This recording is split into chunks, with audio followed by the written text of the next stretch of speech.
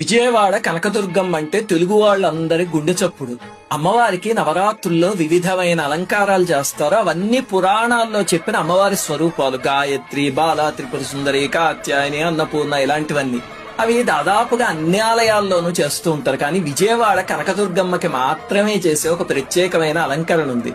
ఆ రోజు చూడటానికి విజయవాడ వాసులందరూ ఆలయానికి పోటెత్తిపోతారు. ఏమిటి అలంకరణ అంటే స్వర్ణ కవచాలంకరణ. బంగారు కవచంలో అమ్మవారు బంగారు తల్లిలాగా మహోజ్వలంగా వెలిగిపోతుంది. ఏమిటండి స్వర్ణ కవచం? అసలు కనకదుర్గ ఏమిటి? కనకం అంటే బంగారం కదా. బంగారానికి దుర్గకి సంబంధం ఏమిటంటే దీని వెనకాల ఒక చారిత్రక గాథ ఉంది. ఇప్పటిదాకా మన అమ్మవారి గురించి చెప్పుకున్నవన్నీ కూడా పురాణ గాథలు, దేవి భాగవతం అలాంటి పురాణాల్లోవి.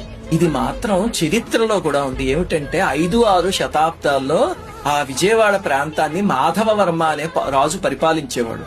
ఆయనకి సంతానం లేకపోతే అమ్మవారి కల్లో కనిపించి నాకు ఆలయం నిర్మించు, నీకు సంతానం కలుగుతుంది అని చెప్తే ఇంద్రకీలాద్రి పైన అమ్మవారికి మొట్టమొదటి ఆలయాన్ని మెట్లదారిని నిర్మించిన మహాభక్తుడు. ఆ తర్వాత కుమారుడు పుట్టాడు, పెరిగి పెద్దవాడయ్యాడు, బానే ఉంది. ఒకసారి ఏమైంది, ఆ కుమారుడు సాయంత్రం రథంలో కొండపైకి వెళ్ళాడు. వెళ్లి చీకటి పడితే ఎవరు కొండ మీద ఉండేవారు కాదు. ఎందుకంటే అమ్మవారు రౌద్ర రూపం ధరిస్తారు. అందరూ వాళ్ళ ఇళ్లకి వెళ్ళిపోయేవారు. ఆ అబ్బాయి కూడా వేగంగా వచ్చేస్తుంటే రాజకుమారుడు రథం మీద, పాపం ఈ లోపల ఒక పేదరాలు చింత చిగురు కోసుకోవడానికి మనవుడితో కలిసి వెళ్ళింది. పొరపాటున ఆ కుర్రవాడి మీదకి ఆ రథం ఎక్కేసి అతను చనిపోయాడు. అంతా అమ్మాయి రాజుగారి దగ్గరికి వెళ్లి ఒక దుర్మార్గుడు నా చంపేశాడు ఇలాగా అని చెప్పింది. చెప్తే రాజుగారు ఆగ్రహించి ఎవడైనా సరే శిరశ్ఛేదమే శిక్ష అన్నాడు. ఇప్పుడు అందరూ చెప్పారు, రాజా చేసింది మీ కుమారుడే. కానీ ఆయన ఏమాత్రం చెలించకుండా నా కొడుకైనా సరే తప్పు తప్పే అని చెప్పి బహిరంగంగా చేతులు కాళ్ళు కట్టేసి అందరూ చూస్తూ ఉండగా తల నరికి పాడేశాడు. అంతే. అమ్మవారు అబ్బా ఏమి ధర్మనిరతి నాయనా నీది అని కనకవృష్టి కురిపించింది. అప్పుడు కనకదుర్గాదేవి అయింది.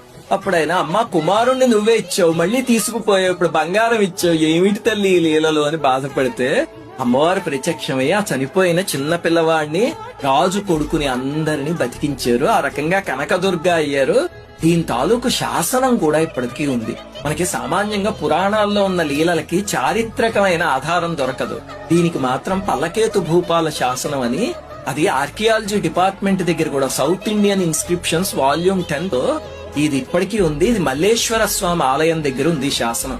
అందులో 65 పంక్తులు ఉన్నాయి. వాటిల్లో 6 నుంచి 12 పంక్తుల వరకు ఈ కథ ఉందా. ఇదంతా గుర్తు చేయడానికి ఒక్కసారి అమ్మవారికి కనక కవచం వేస్తారు. శ్రీమాత్రేను.